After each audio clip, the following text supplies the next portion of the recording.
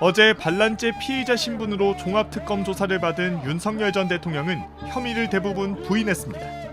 JTBC 취재 결과 윤 전 대통령은 특히 12.3 비상계엄에 대해 메시지 계엄이었다고 진술한 것으로 파악됐습니다. 국민에게 정치 상황을 알리기 위한 경고성 계엄일 뿐 실제 헌법기관 장악 의도는 없었던 겁니다.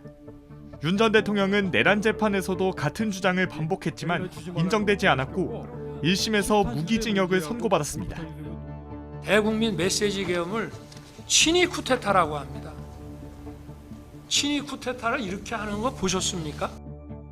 특검은 윤 전 대통령을 상대로 2024년 11월 계엄 직전 정보사 요원들이 몽골에서 북한 대사관 측과 만나 이른바 북풍 공작을 모의했다는 의혹에 관해서도 참고인으로 조사했습니다. 윤 전 대통령은 잘 몰랐다는 취지로 부인한 것으로 전해졌습니다. 특검이 조사한 반란죄는 윤 전 대통령이 기소된 내란 우두머리 혐의보다 형이 무겁습니다. 다만 이미 윤 전 대통령이 동일한 사건으로 내란 우두머리 혐의 재판을 받고 있어 반란죄로 기소하면 이중 기소가 될 가능성이 있습니다. 윤 전 대통령 측도 반란죄는 이중 기소이고 대통령이 군 통수권자이기 때문에 반란죄가 성립할 수 없다는 입장입니다. 특검은 윤 전 대통령 조사 결과를 토대로 불기소 가능성도 검토하고 있습니다.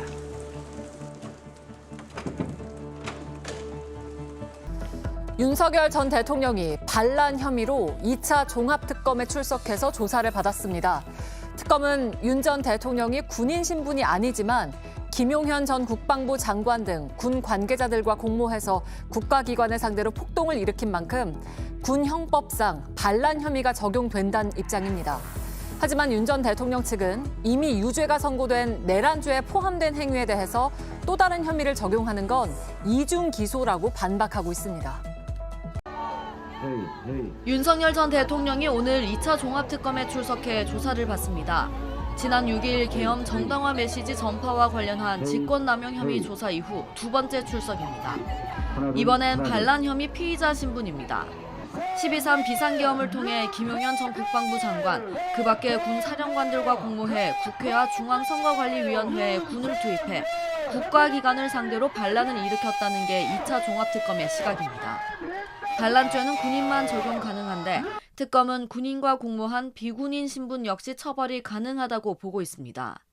반란 우두머리 법정형은 오직 사형만 규정되어 있기 때문에 유죄가 선고되면 윤 전 대통령의 형은 더 높아집니다. 다만 이미 내란 우두머리 혐의로 무기징역을 선고받은 상황이라 이중 기소라는 지적도 있습니다. 오늘 조사는 검사가 진행하고 김정민 특검보가 직접 조사에 참여할 예정입니다. 질문지는 100페이지 넘게 준비했고 합참의 계엄 관여 의혹과 방첩사 블랙리스트 의혹 등에 대해서도 참고인 자격으로 조사가 진행됩니다.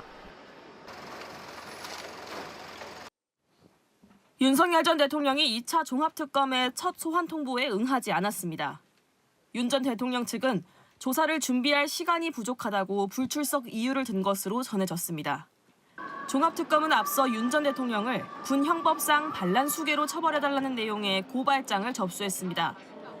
고발인은 종합특검에 나와 정상적인 지휘체계를 무시한 출동 명령은 반란죄로 처벌되어야 한다는 취지로 주장했습니다.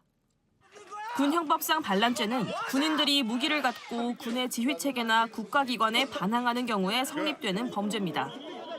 주모자인 반란 수괴에 대한 법정형은 사형뿐으로 내란 우두머리 범죄보다 무겁게 처벌합니다. 12.12 군사반란을 일으킨 전두환 씨에게 적용됐던 혐의와 같습니다. 윤 전 대통령이 국군 통수권자의 지위를 이용해 저지른 12.3 내란 범행에 반란죄 적용이 가능할지가 쟁점입니다.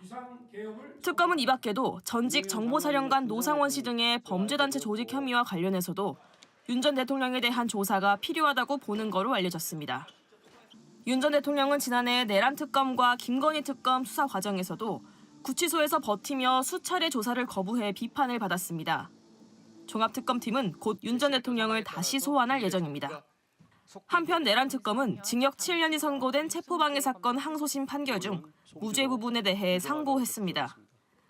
윤 전 대통령 측도 상고를 예고한 만큼 해당 사건은 대법원에서 최종 결론이 날 예정입니다. JTBC 조혜연입니다.